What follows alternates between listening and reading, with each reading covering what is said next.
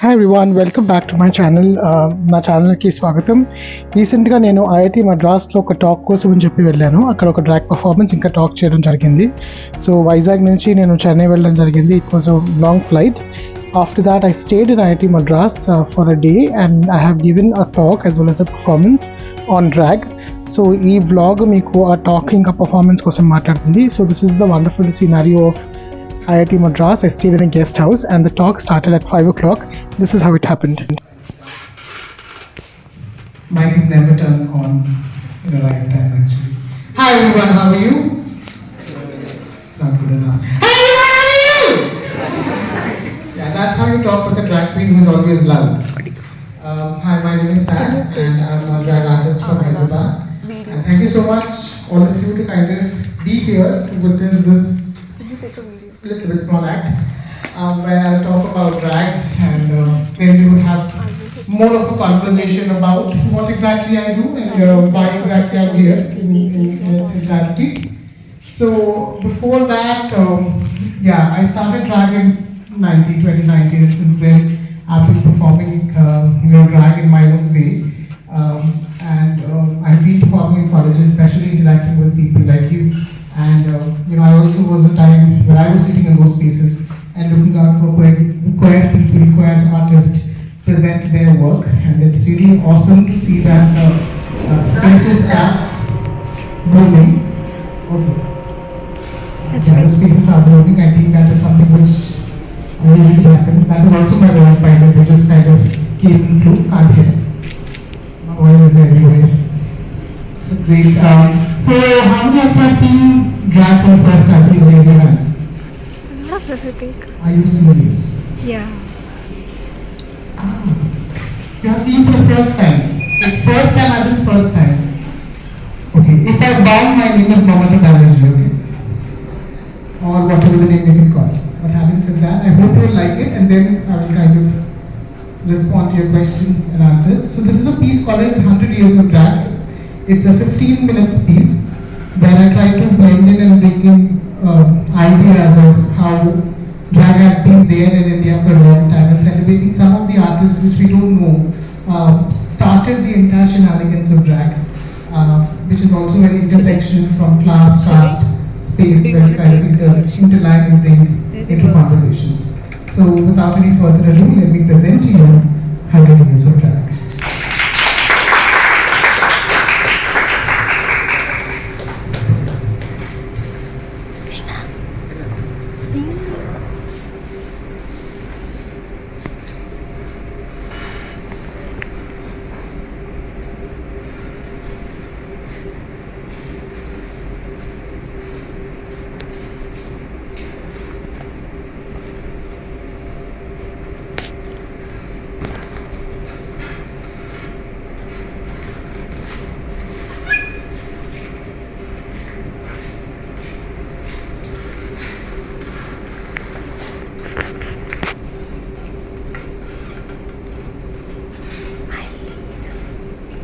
Has a history of 100 years.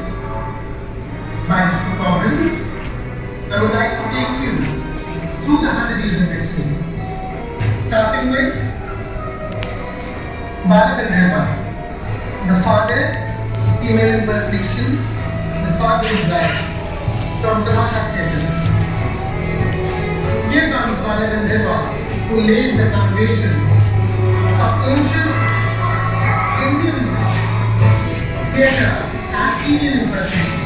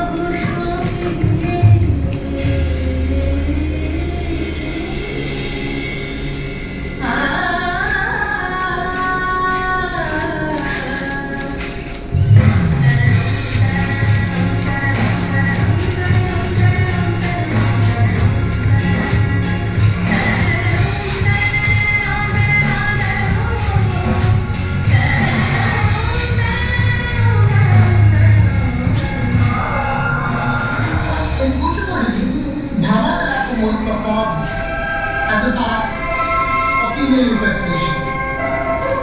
When men would dress up as Satyabhama and perform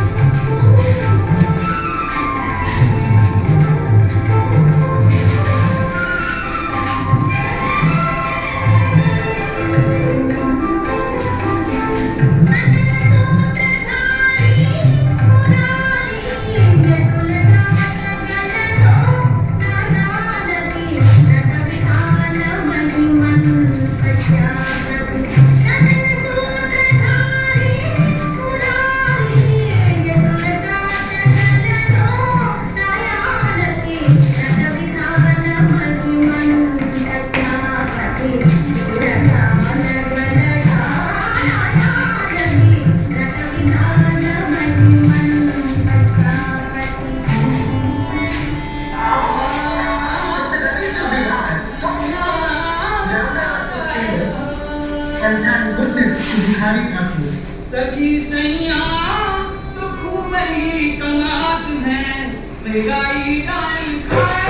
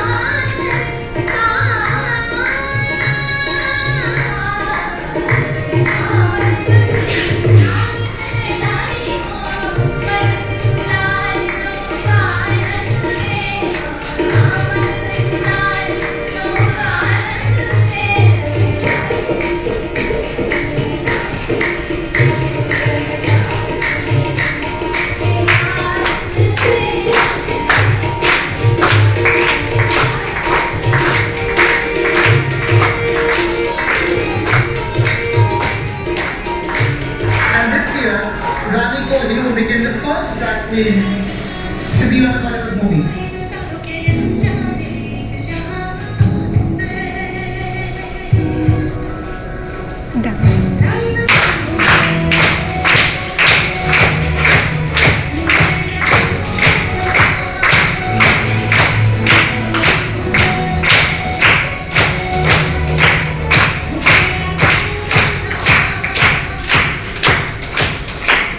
While the rest still inspires from the Lady Gaga, drag is Gaga for sure.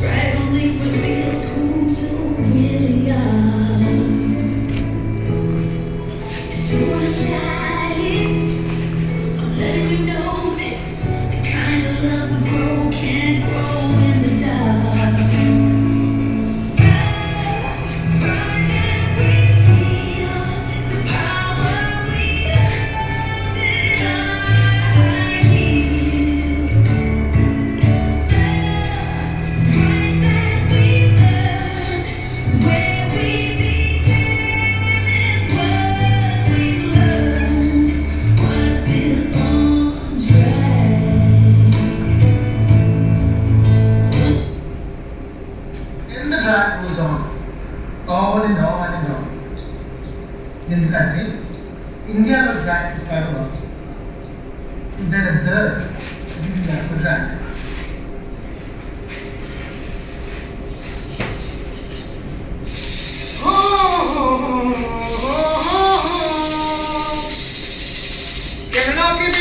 New York పోయినా ఇండియాలో drag ఇక్కడ ఉంటుందా కెనడాకి వెళ్ళినా New York పోయినా ఇండియాలో drag ఇక్కడ ఉంటుందా ఇండియాలో డ్రాగ్ ఇక్కడ ఉంటుందా ఇండియాలో డ్రాగ్ ఇక్కడ ఉంటుందా ఇంకోలు వచ్చిన ఇంకోలు చెప్పినా ఇండియాలో డ్రాగ్ ఇక్కడ ఉంటుందా కెనడాకి వెళ్ళినా న్యూయార్క్ పోయినా ఇండియాలో drag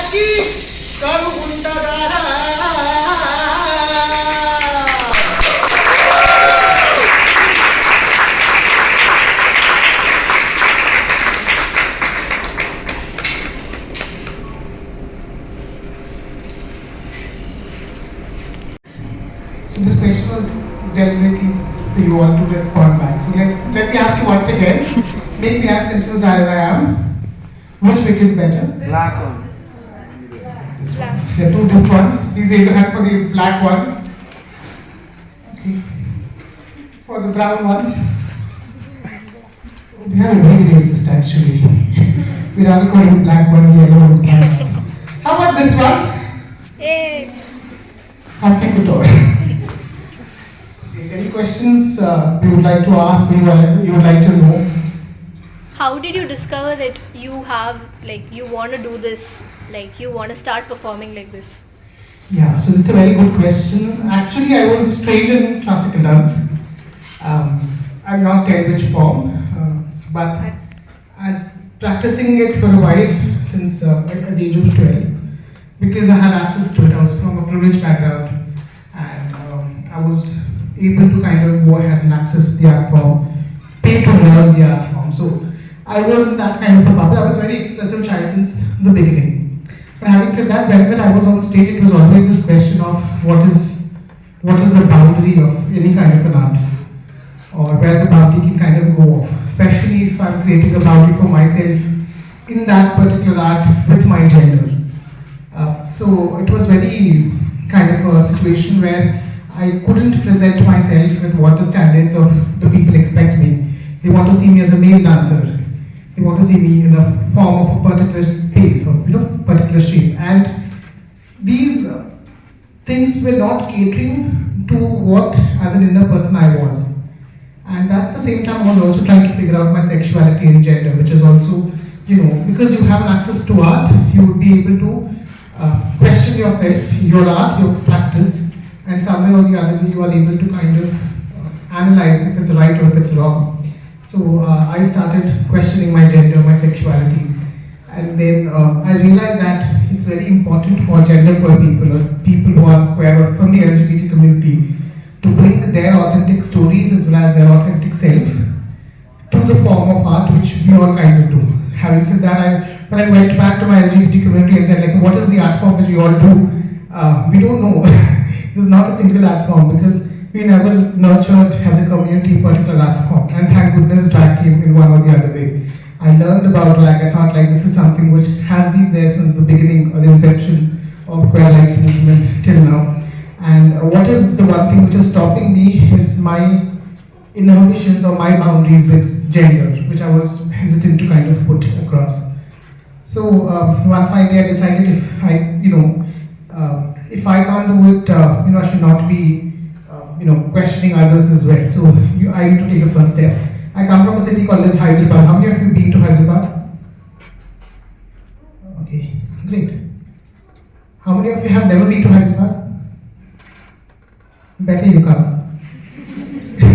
But Hyderabad as a city doesn't have much of the queer visibility, which is also the same situation with all the South Indian cities, apart from Bangalore, because again, right now there's a lot of urbanization in Bangalore, but all the other cities, we don't see a lot of queer representation of the mainstream art. So for me to do drag over there, it was a challenge. Like if I had to start, I had to start. When this kind of a challenge came up, I said like, let me do it. Let's see what exactly happens. I started in 2019. Once I started, that's the time when the COVID also came. Very next day, that traumatic my drag was, can't help. But I think it's been 5 years since I'm doing it, and I love doing it. I love to kind of experiment, tell stories, question things. So yeah, I think that answered your question. Yeah, any more questions? Okay, let me just put on my glasses, I can't see. Okay, on the floor. See, drag makes you very grounded. Anything fall on the floor. Eventually myself is wet. Yeah, any more questions? How is Indian drag different from the Western drag? So I think it's not different, it's the same concept. Like, what is dance? I'm just like, any part of the movement is dance. But the only thing which we usually do is we culturally appropriate it or kind of put it into a bucket, saying that this is how it should be. Now Now, what exactly happens with India is like we had the ethnical ideas of gender in place for a long time now. It's not the very first time that we are having such kind of a situation. For example, we had the Kinder and the Hijra people from a long time now. And because of the British colonization, a lot of the cross-dressing laws which they applied in their countries, which includes US and UK, were also being brought to Indian art forms, Indian heritage, work, Indian folk, art forms, Indian tribal art forms. And somewhere on the other line, we lost the cultural way of doing things. Now, what exactly happened is with this particular generation, we are reading what the other drag queens are doing outside and trying to bring it over here. Somewhere on the other line, we are kind of having a very small viewpoint on the art forms which are already existing in India. Like, today I am in front of you talking because I am using an art form named drag. But how many times have you called a Lauda Nach dancer from Bihar? Or you have called,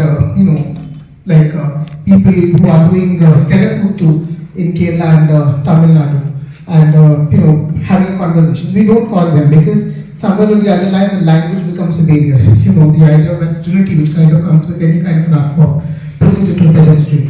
So I think that is the difference.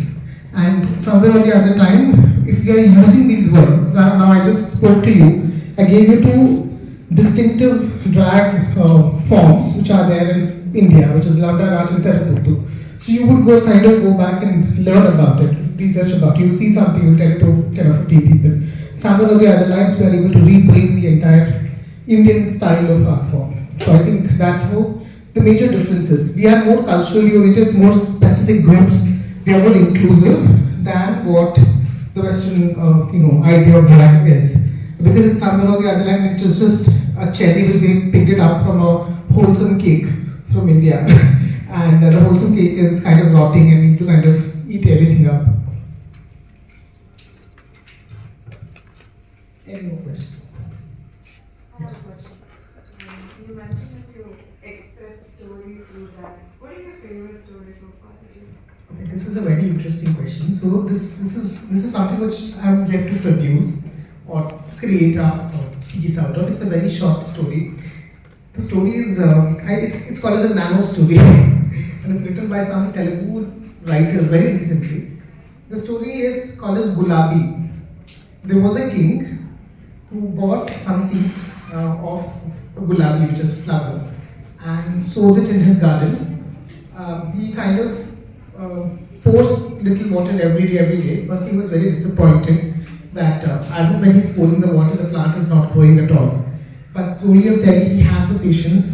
Somewhere there's a small bud which kind of comes in. He didn't pick up the bud. He waits. He pours more water to the plant. The plant becomes a little bit more. Now it has multiple flowers, multiple kind of branches and leaves. And one fine day, this king comes back to the plant, sees the plant, and just picks up one flower and puts it in his hair. And that's it. It's basically like how you nurture the idea of gender, and once it just takes one moment to understand that, okay, I'm not in this particular body, or I'm not in this particular idea of stereotype, and just picking up something and putting in the hair and realizing that, okay, I feel like a woman, or I feel like this should be in this here and not in some other place. So that question or that expression of things is something which is a story. So yeah, please don't tell the stories to others. You should definitely, but yeah, I wanted to do it in more of a dance way. Let's see how exactly that happens. So, talking about stories, right? What do you think about, because drag is like you're telling a story, right? And we have Katha on the other side, which also originated on the basis of telling stories. And what do you think that we have such a culturally rich background? How does that blend into modern day like drag? I think it's just language. And the other thing is this is again, I have a complaint with classical art forms. The reason why I have a complaint with classical art forms is somewhere or the other way, they are putting, there is a lot of rules, let me call out being a classical dancer, the rules, the inaccessibility of it, Whereas drag, the definition itself is kind of ruleless. Anything can be drag. Like one person just sitting over there wearing pant and a shirt.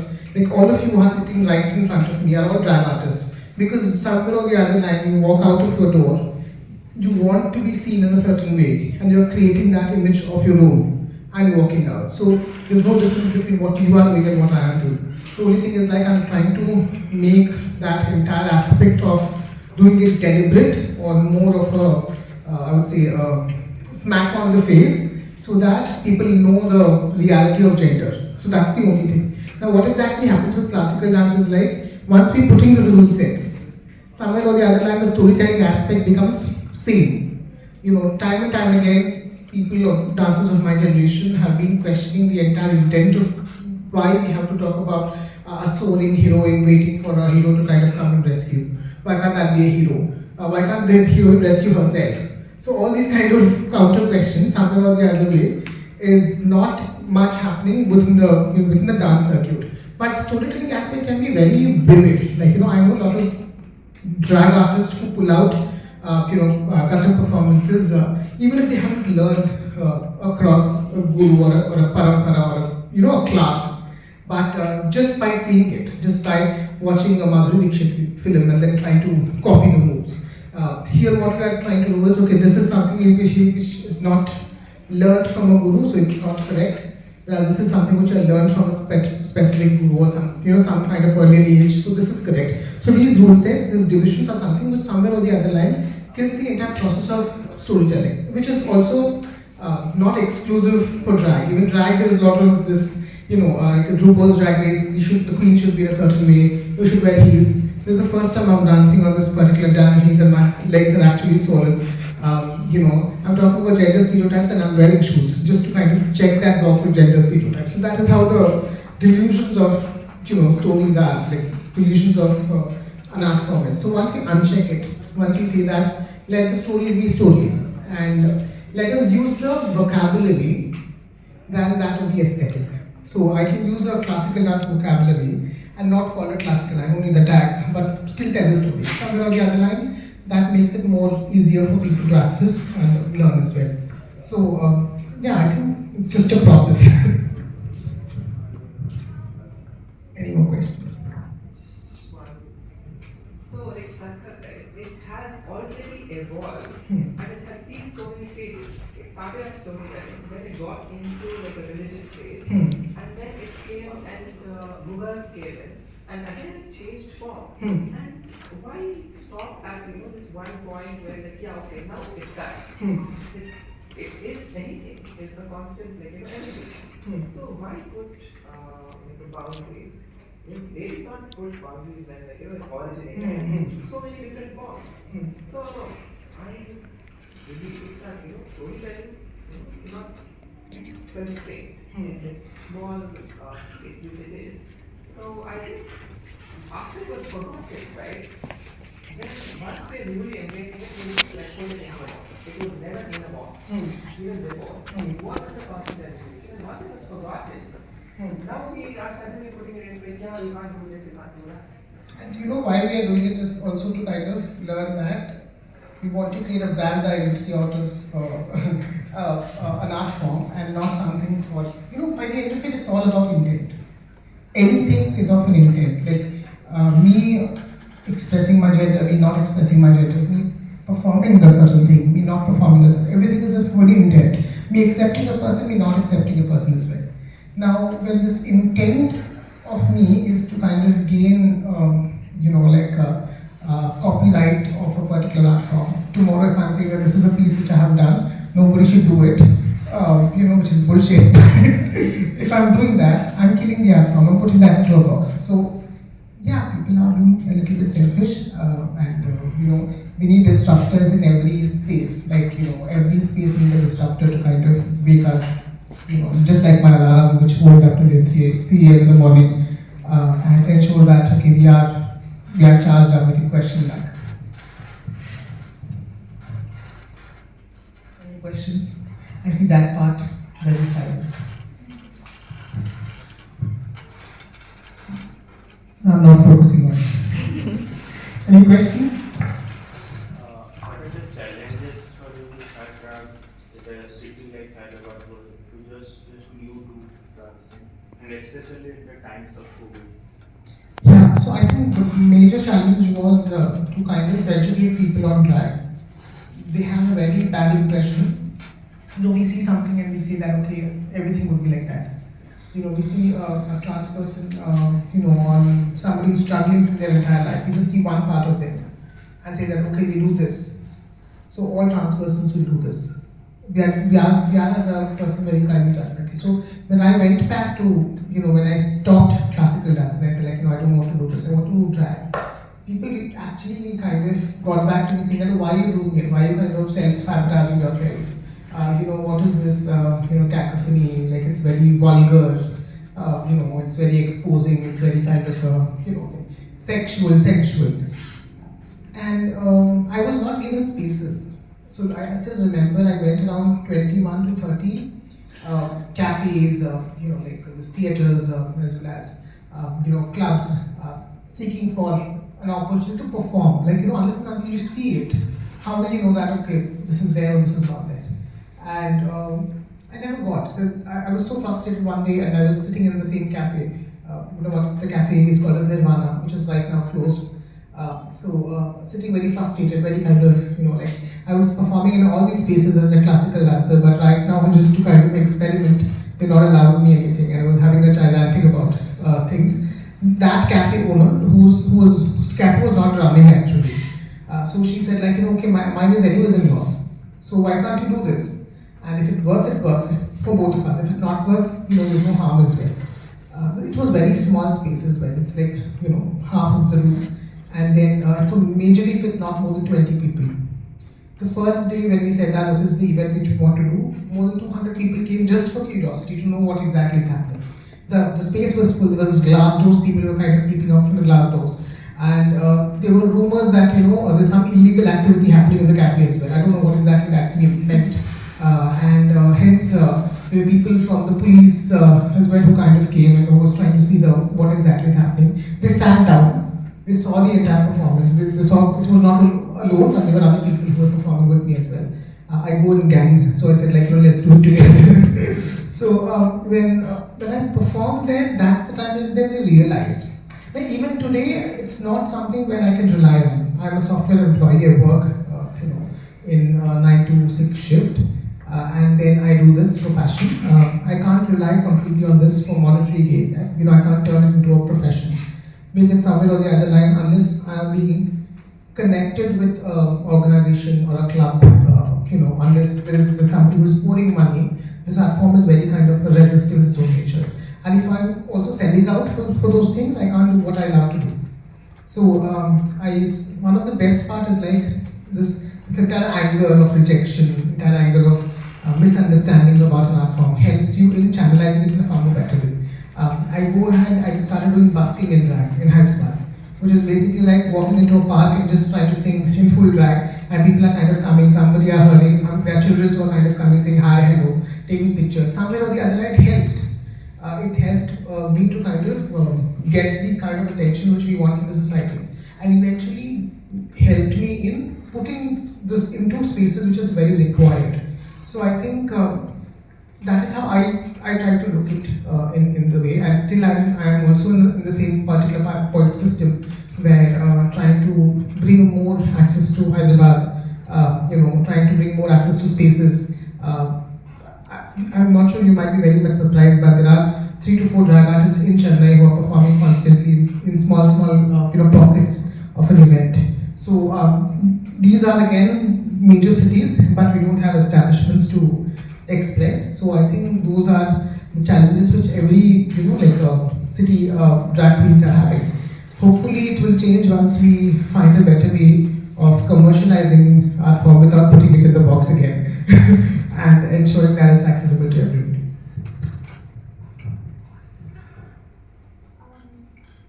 I love how you incorporated your singing into the performance.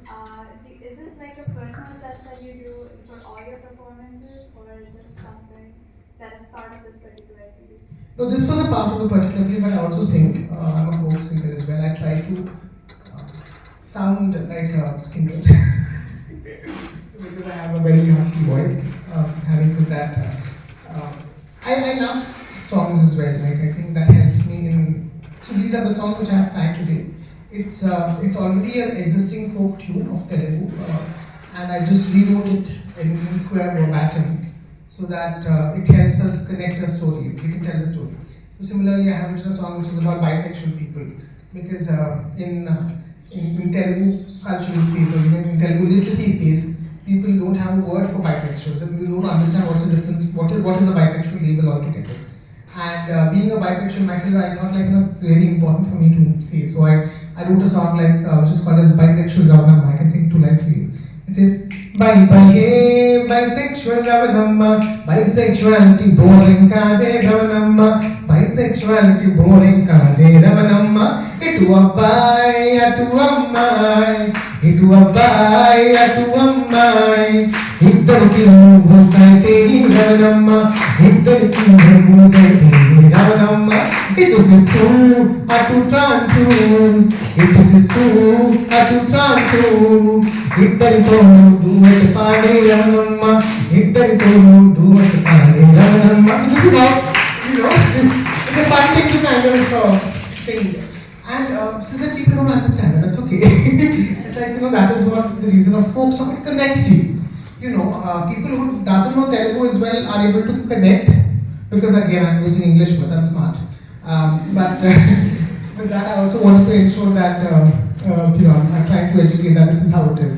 So I sang the song in front of my father to inform him that see I'm a bisexual person, please do understand. He went back and he started typing what is BYE sexual. I think it's not that it's fine. So yeah, that's how it kind of helps. Any more? I see one hand like this and then kind of coming here. I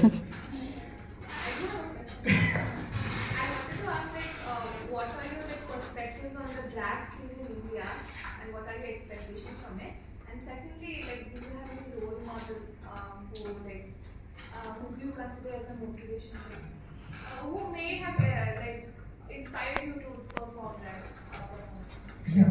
So I think the expectation is to exist without a competition. The competition is required, but having said that, the competition should be a healthy competition. We should not start right now there are 100 drag queens in India, all across. Not only drag queens, but drag artists in total, like drag kings, gender non-binary drag artists, etc. And from the major cities, which you say, Bombay, Bangalore, and then kind of Delhi, and what else? Bombay, Bangalore, Delhi. No, I said Mumbai. Calcutta.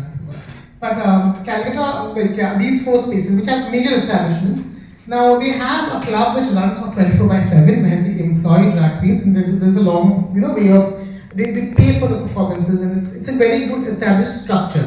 Now, what exactly happens is this structure has to involve other people as well. Somewhere or the other line, then you can't design it. Like as somebody said, we are boxing it. They only want people who wear high heels, who should be very lean. So those kind of boundaries which they have kept so that it will be sellable for them. Somewhere or the other line, it's people who are not from that space, not from that privileged spaces, or from tier 2, tier 1 cities, who grew up with the idea of drag being wearing a sari and presenting it to people. They can't fit into those spaces. So one of the major complaints is let's break that box and let's include more people. So inclusivity is very thing which is required within the performative spectrums of drag as well. Other expectations let's create our own spaces. So somewhere on the other line, if one drag queen from a space like Kanpur is doing an event and trying to agitate people within their own city, it's creating a very great atmosphere for people to acknowledge and see drag. So that is something which I'm seeing, and you won't believe I'm expecting by the next 2 to 3 years, drag becomes a very mainstream art form in the society, which is exactly what is happening in the US as well. But here we have better chances of making it more colloquial, more more accessible for cishet people. Like nobody will, like, this is something which I have noticed. If somebody is dressing up, cross-dressing, and kind of walking, like this person very well, but they're just cross-dressing and kind of walking, they will never kind of come ahead and question you, why are you doing this, what is this, you should be put back in jail. No.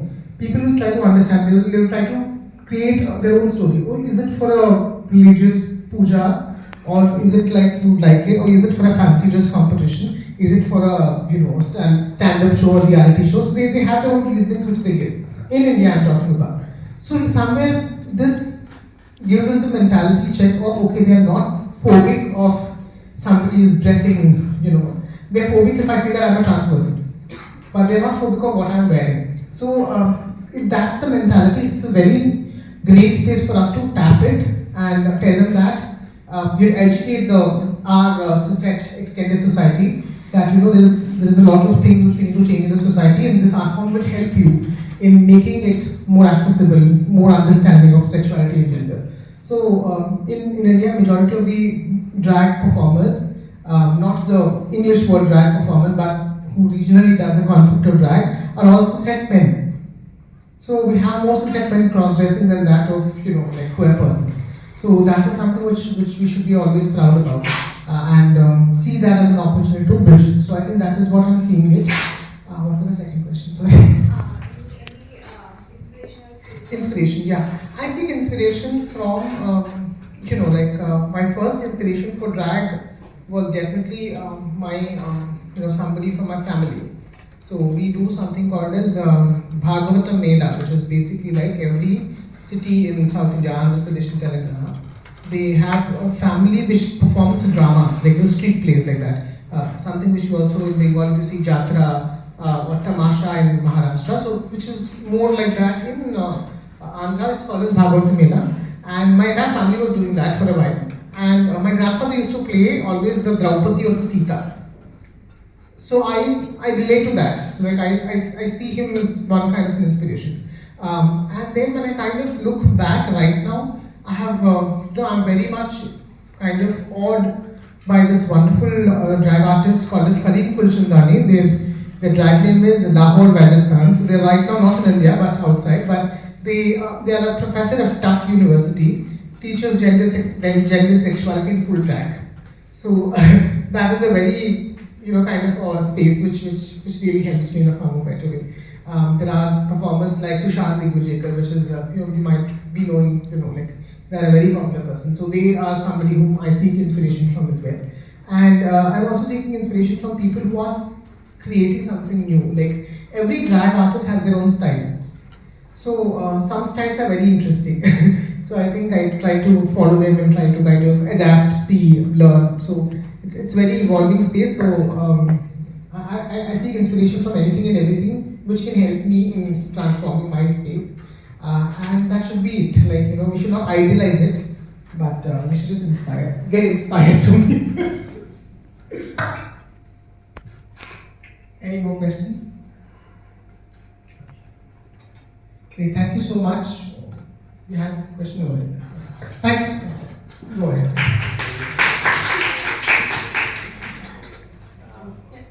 In India, how is the visibility and acceptability of trans things, drag things different from drag queens? Okay, so acceptability wise, I think it is fairly acceptable if I'm not using the English word. I don't know why, what's the logic, I don't know, because again they have this idea that anything which is foreign is basically something which is anti-culture, which is not true, but just the mindset. Like sometimes we think that anything which we are bringing, homosexuality, because we use the word homosexuality, it's a foreign thing, so it is anti-culture. Drag, it's anti-culture. Trans persons, we are using trans, they are anti-culture. Trans marriage is anti-culture, same-sex marriage. So everything is anti-culture because we are using an English word. If we are using some kind of colloquial, kind of words, they would say that, okay, this is fine. We are being tolerating or kind of, seeing extreme transphobic content on TVs. We had comedy shows run in Telugu as well as our other conversation where cis men will kind of come dress up and do some very nasty things on TV. We tolerate that because somewhere or the other hand they're not claiming the idea of gender. So acceptability wise we're tolerating, we are kind of accepting, but only thing is like when we are trying to show it from a Western lens, people are, kind of raising slogans as well as kind of calling them out. So hence I am a little bit smarter as well. So I say that, oh, don't see over there, see from here. I'm basically telling the same story but like this.